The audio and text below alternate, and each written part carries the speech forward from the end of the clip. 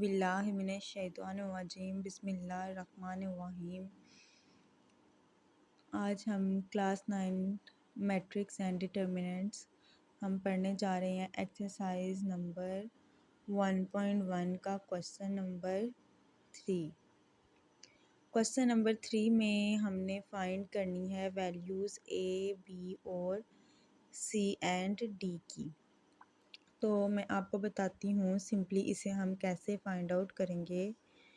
ए plus सी हम equal matrices पढ़ चुके हैं और ये मैट्रिक्स जो है ये इस मैट्रिक्स के इक्वल है। तो हमने सिंपली इसकी जो रोज़ हैं रोज़ को रोज़ के इक्वल यानी कि फर्स्ट जो डिजिट है इसका ए प्लस सी है और इसको हम इक्वल रखेंगे ज़ीरो के। ठीक है, इस तरह हम इसको सॉल्व करेंगे। ये इसको कह लें इक्वेशन नंबर 1। उसके बाद a plus 2b is equal to -7, इसको कह लें इक्वेशन नंबर 2। और c - 1 इक्वलन टू 3, इसको इक्वेशन नंबर 3 कह लें। 4d - 6 equal to 2d। हमने फाइंड आउट करनी है वैल्यूज़ ए, बी और सी और डी की। तो हम सबसे पहले इक्वेशन ले लेते हैं फ्रॉम 1 ले लें। अगर हम ए प्लस सी इक्वलन टू 0 तो हम सबसे पहले इक्वेशन नंबर 4 ले लेते हैं। ठीक है, क्योंकि सबसे पहले हम अगर देखें तो इक्वेशन नंबर जो 3 है इसमें से सी की वैल्यू निकल रही है, तो हमें सबसे पहले 3 ही लेनी पड़ेगी। हम कोई और इक्वेशन नहीं ले सकते क्योंकि सिंपली हमने वैल्यू निकालनी है 3 की। तो हम इक्वेशन नंबर 3 ले लेते हैं। c - 1 इक्वलन टू 3, c इक्वलेंट है 3। ये -1 जो है इधर जाके प्लस का 1 हो जाएगा। ठीक है, तो c आ जाएगा 4। ठीक है, c की वैल्यू हमारे पास आ गई। अब हमने निकालनी है वैल्यू फ्रॉम, हम ले लेते हैं इक्वेशन नंबर 1, क्योंकि अब आप देख रहे हैं कि इक्वेशन नंबर जो 1 है इसके अंदर c की वैल्यू अगर हम पुट करते हैं तो a की वैल्यू निकल आती है। तो हम इक्वेशन नंबर 1 ले लेते हैं। a प्लस सी इक्वलन टू 0, इसके अंदर अगर हम c की वैल्यू पुट करें तो a आ जाएगा हमारे पास -4 है, इधर जाके हो जाए +4 है, इधर जाके हो जाएगा -4। इस तरह हमारे पास a की वैल्यू भी आ गई।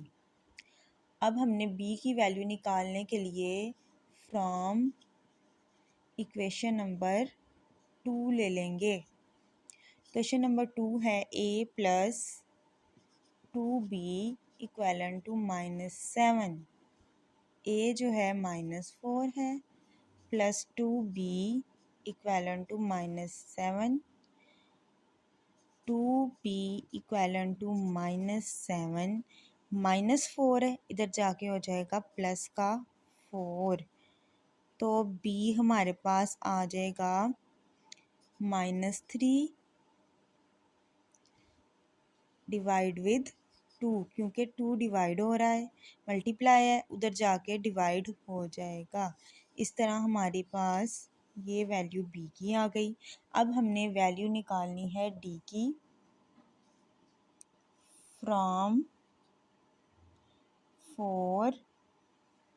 हम ले लेते हैं इक्वेशन नंबर 4 जो है 4d - 6 is equal to 2d। ठीक है, तो 4d 2 जो इधर प्लस का है इधर आके माइनस का हो जाएगा, -2d - 6 इक्वलन टू 0। अब इन दोनों में से 2D कॉमन आ रहा है, हम 2D कॉमन लें तो अंदर आ जाएगा हमारे पास 2 माइनस 1 माइनस 6 इक्वलन टू 0। 2 में से 1 निकालो, 1 आ जाएगा। 1 को जब अगर हम इसके साथ मल्टीप्लाई करें तो ये 2D minus 6 equal to 0, D equal to 2D equal to minus 6 है, इधर जाके प्लस का 6 हो जाएगा, D इक्वलन टू 6/2। अब अगर इसको हम काटें तो 2 1 ज़ा 2, 2 3 ज़ा 6, D हमारे पास 3 आ जाएगा।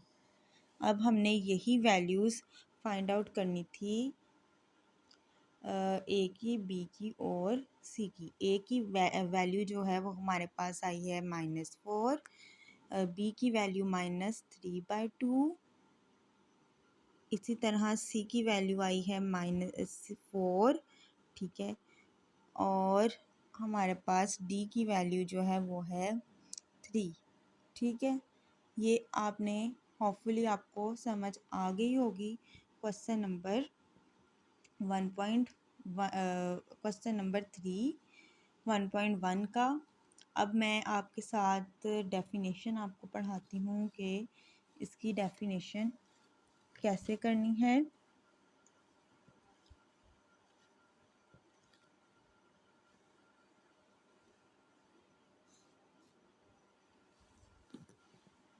डेफिनेशन मैं आपको इसकी बताती हूँ। 1.2 की हम आज ही डेफिनेशंस भी कर लेते हैं।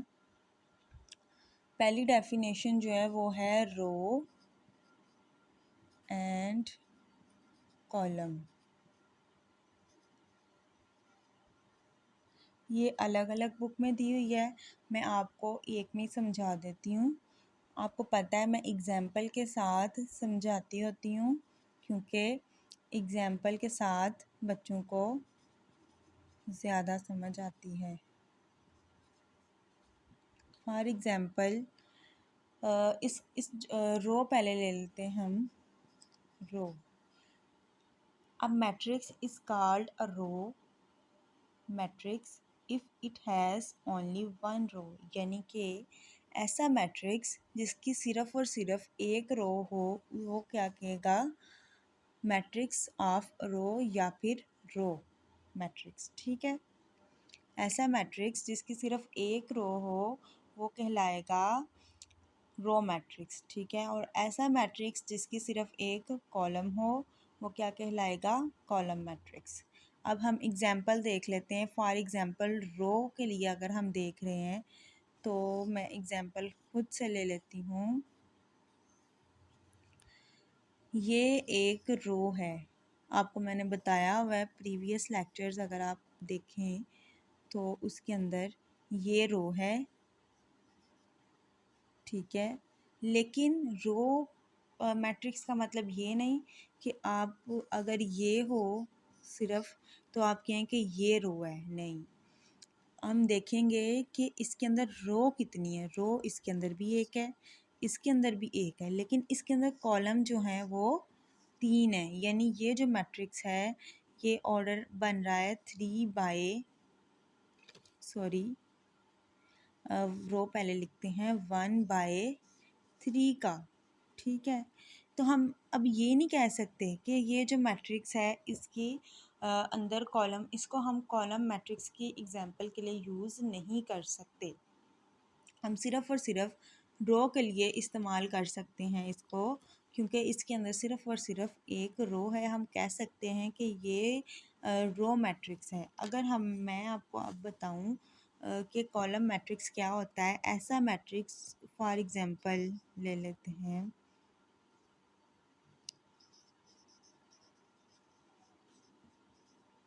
एग्जांपल ले लूं कि ऐसा मैट्रिक्स जिसके अंदर जैसे ये वाला मैं ले रही हूँ, इसके अंदर रो एक है और कॉलम भी एक है, ठीक है, ये कॉलम मैट्रिक्स भी है और रो मैट्रिक्स भी है, लेकिन ये सिर्फ और सिर्फ रो मैट्रिक्स है, कॉलम मैट्रिक्स नहीं है, क्योंकि इसके अंदर 3 कॉलम लाए कर रहे हैं और 1 रो लाए कर रही है, जबकि ये जो है ये कॉलम मैट्रिक्स है। अगर मैं कहूँ, एक और एग्जांपल ले लेते हैं, 101 की ही ले लेते हैं। इसके अंदर कॉलम एक है, हम इसे कॉलम मैट्रिक्स तो कहेंगे लेकिन रो मैट्रिक्स नहीं कह सकते, क्योंकि इसके अंदर रो देखें 1 2 और 3 रोज़ हैं। ठीक है, समझ आ गई होगी मेरे ख्याल में सबको। और आगे हम इसकी थर्ड पढ़ लेते हैं डेफिनेशन।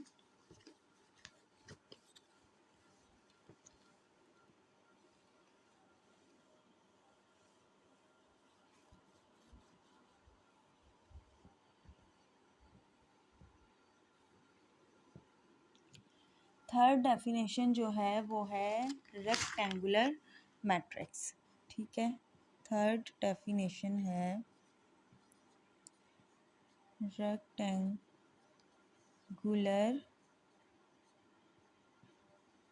मैट्रिक्स, यानी कि ऐसा matrix, a matrix M is called rectangular matrix if the number of rows of M is not equal to number of columns। यानी कि ऐसा मैट्रिक्स रेक्टेंगुलर मैट्रिक्स कहलाता है जिसकी नंबर ऑफ रोज और कॉलम्स एक दूसरे के साथ मैच ना करें, इक्वल ना हो।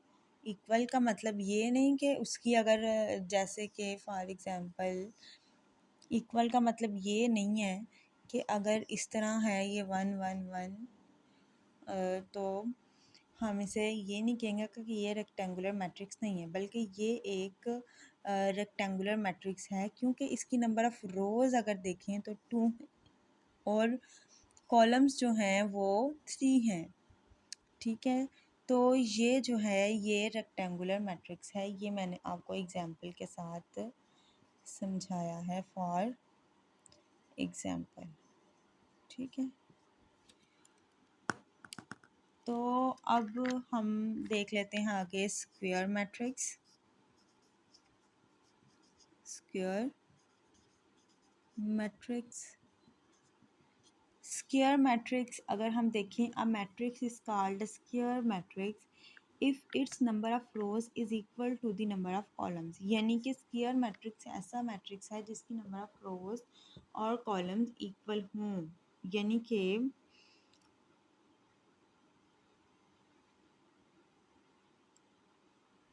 ठीक है, उसका स्क्वायर हो, यानी कि कह रहा है a matrix is a square matrix if its number of rows is equal to number of columns. इसकी नंबर ऑफ रोज और कॉलम इक्वल हों।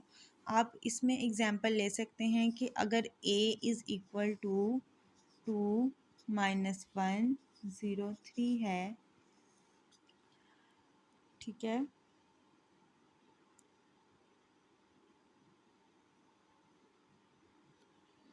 तो इस मैट्रिक्स में अगर देखें तो नंबर ऑफ़ रोज़ जो हैं वो इक्वल है नंबर ऑफ़ कॉलम्स के, यानी कि इसके अंदर 2 रोज़ हैं और 2 ही कॉलम्स हैं, तो ये हम कह सकते हैं कि दिस इज़ स्क्वायर मैट्रिक्स। ठीक है,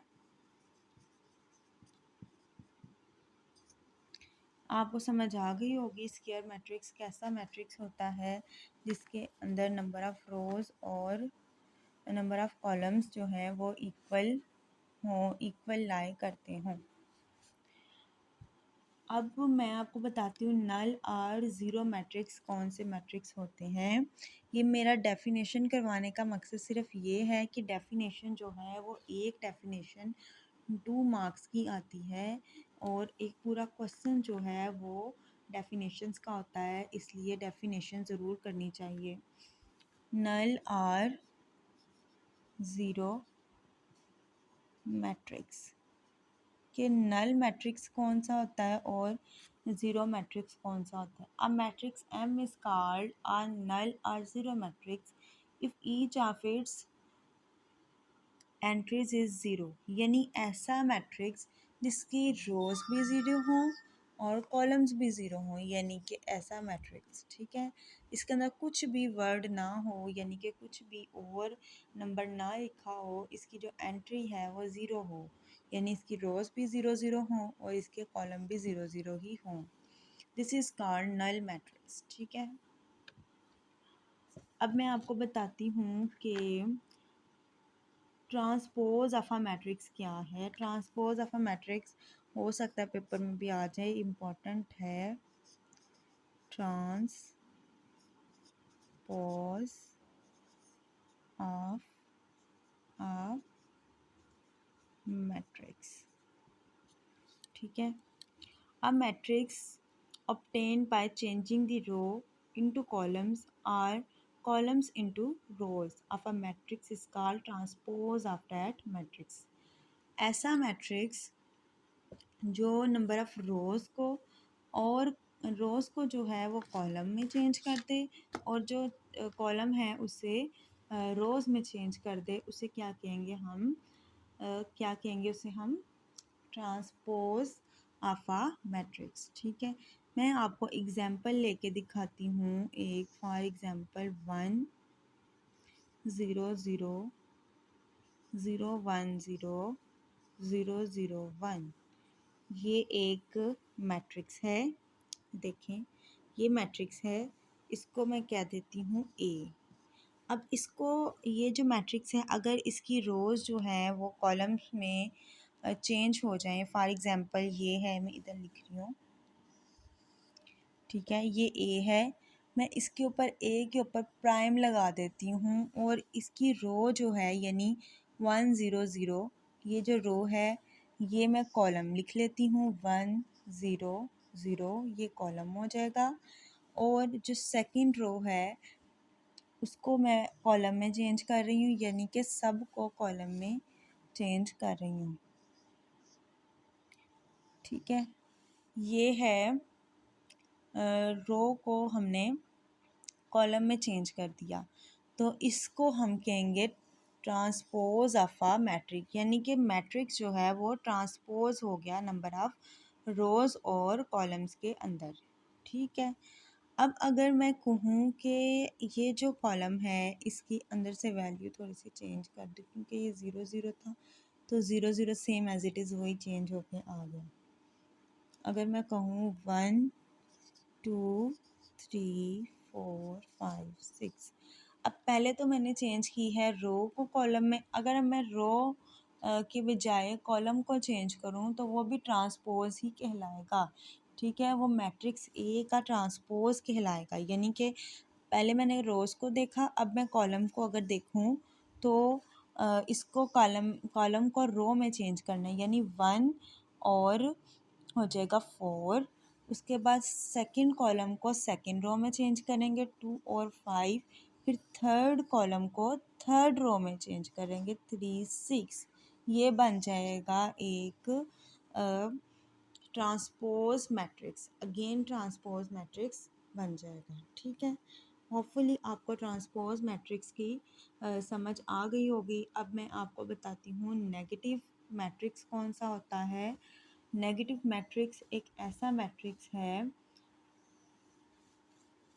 लेट करें कह रहा है कि ए बी आ मैट्रिक्स, यानी कि जो ए है वो नेगेटिव मैट्रिक्स है। हमने सपोज कर लिया कि जो ए है वो मैट्रिक्स है, then its negative minus A obtained by changing the sign of all the entires entries of A, यानी कि ऐसा मैट्रिक्स जिसकी एंट्रीज ही चेंज हो जाती है, यानी कि साइन चेंज हो जाए, उसको क्या कहेंगे हम, नेगेटिव मैट्रिक्स। यानी कि नेगेटिव मैट्रिक्स की एग्जांपल जो है ऑफ अ मैट्रिक्स अगर मैं लूँ तो अगर मैं देखूँ 1 -2 3 4 5 -6, इस तरह का कोई रैंडमली एक मैंने एग्जांपल ले ली, इसे हम क्या देते हैं ए।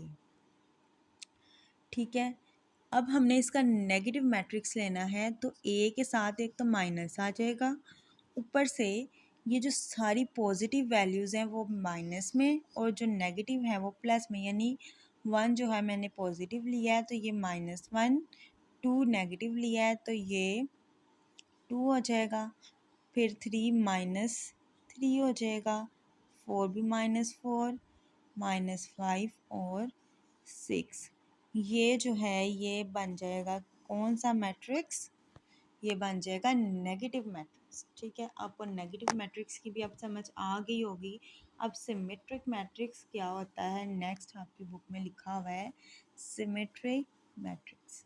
ठीक है,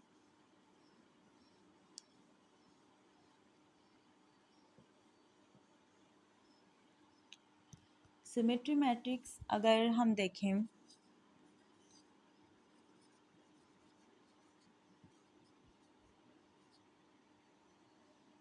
सिमेट्रिक, ठीक है, a square matrix is a symmetric matrix if it is equal to its transpose, यानी कि ऐसा मैट्रिक्स स्क्वायर सिमेट्रिक मैट्रिक्स होगा, यानी कि अगर हम पहले एक मैट्रिक्स लें उसका ट्रांसपोज लें और वो जो ट्रांसपोज है वो अगेन जो है वो मैट्रिक्स के ही इक्वल आए, यानी अगेन वो एम ही हो। फॉर एग्जांपल मैं बुक वाली एग्जांपल ले लेती हूँ, जैसे एम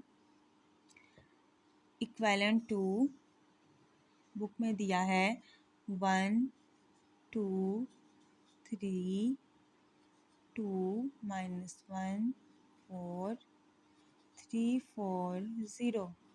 अब हमने इसका ट्रांसपोज लेना है, ट्रांसपोज के लिए हम ऊपर प्राइम लगा देते हैं और अब हम इसका ट्रांसपोज कैसे लेते होते हैं कि रोज़ को कॉलम में चेंज कर देना है। ठीक है, फर्स्ट रो को फर्स्ट कॉलम अगर मैं लिखूं और सेकंड रो को सेकंड कॉलम, थर्ड रो को थर्ड कॉलम, ये इक्वेलेंट टू एम के आना चाहिए। तो देखें ये M equivalent to M prime, so this is called symmetry matrix. ठीक है, अब नेक्स्ट जो है वो है स्क्यू सिमेट्रिक्स। स्क्यू सिमेट्रिक क्या होता है, वीडियो काफ़ी लंबी हो गई है तो हम यहाँ पे इसको वाइंड अप कर लेंगे। स्क्यू सिमेट्रिक पढ़ लेते हैं एक मरतबा, जब वीडियो काम की हो तो लंबी ज़्यादा नहीं लगनी चाहिए। वैसे सिमेट्रिक मैट्रिक्स, सिमेट्रिक मैट्रिक्स ऐसा मैट्रिक्स होता है जिसका प्राइम जो है वो नेगेटिव आए, यानी कि उसका जो प्राइम है वो नेगेटिव आए। For example A is equal to 0 -2 -3 2 0 -1 3 1 0, ये ए है, इसका अब हमने प्राइम लेना है। प्राइम लें 0 2 3 -2 -3 सॉरी -2 0 1, उसके बाद -3 -1 0। ये जो है अगर आप देखें तो इसके जो साइन है वो चेंज हो चुके हैं। प्लीज़ हमारे चैनल को सब्सक्राइब करें, लाइक करें, शेयर करें। वीडियो काफ़ी लंबी हो चुकी है। अल्लाह हाफिज़।